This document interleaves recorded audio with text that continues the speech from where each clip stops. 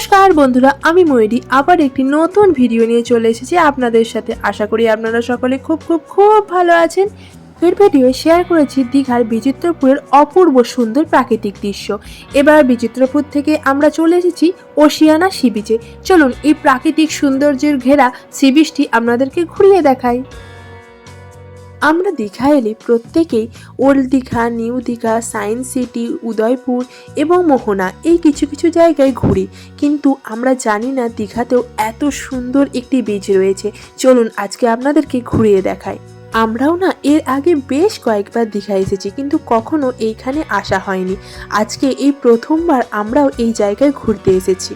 কিন্তু জানেন তো, এই এতগুলো সিঁড়ি দিয়ে উঠে আসাটা বেশ কষ্টের, কিন্তু একটু কষ্ট করে এলেই সামনের যে দৃশ্য দেখলে একদম মন ভরে যাবে। এখন তো দীঘায় ঘুরতে এলে ঝাউ বাগান বেশ কমই দেখা যায়, কিন্তু জানেন তো এখানে এসে ঝাউ বাগানটা এত সুন্দর, বেশ সারি সারি করে ঝাউ গাছ দেখতে খুব সুন্দর লাগছে। অন্য বিচের থেকে এই বিচের লোকজন প্রায় কম বললেই চলে, বেশ শান্তভাবে একান্তে একটু সময় কাটানো যেতে পারে। আর আমরা পরিবারের সকলে মিলে চলে এসেছি, বেশ অনেকটা সময় না এখানে কাটাবো।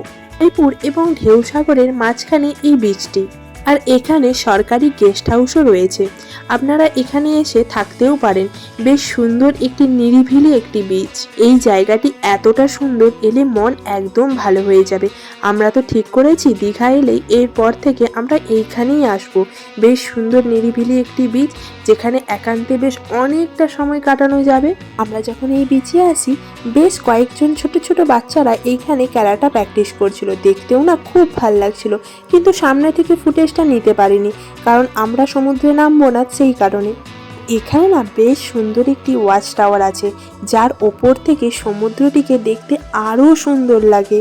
কিন্তু এতগুলো সিঁড়ি ভেঙে আসা আর তারপরে সারাদিন ধরে এত ঘোরাঘুরি, খুব টায়ার্ড লাগছিল। মনে হচ্ছিল একবার উঠবো কি উঠবো না, কিন্তু সমুদ্রের এই সুন্দর অপরূপ দৃশ্য দেখে মনে হলো না, একবার উপরে উঠেই দেখি, উপর থেকে সমুদ্রের অপূর্ব রূপটি একবার দেখি।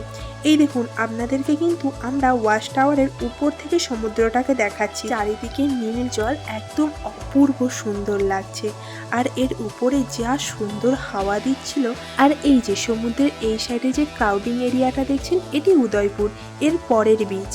কিন্তু সত্যি কথা বলতে আমার এই উদয়পুর বা অন্যান্য বিচের থেকে এই জায়গাটি সবচেয়ে সুন্দর মনে হয়েছে। আজকের ভিডিওটি এইখানেই শেষ করছি। ভিডিওটি যদি আপনাদের ভালো লাগে অবশ্যই আমার চ্যানেলটিকে সাবস্ক্রাইব করবেন, আর ভিডিওতে লাইক, শেয়ার, কমেন্ট করে যাবেন। ধন্যবাদ। নেক্সট ভিডিওতে আমরা দীঘার জগন্নাথ মন্দিরের সম্পূর্ণ ভিডিওটি আপনাদের সাথে শেয়ার করব, তো সেটা দেখতে হলে তো আমাদের চ্যানেলের সাথে থাকতে হবে।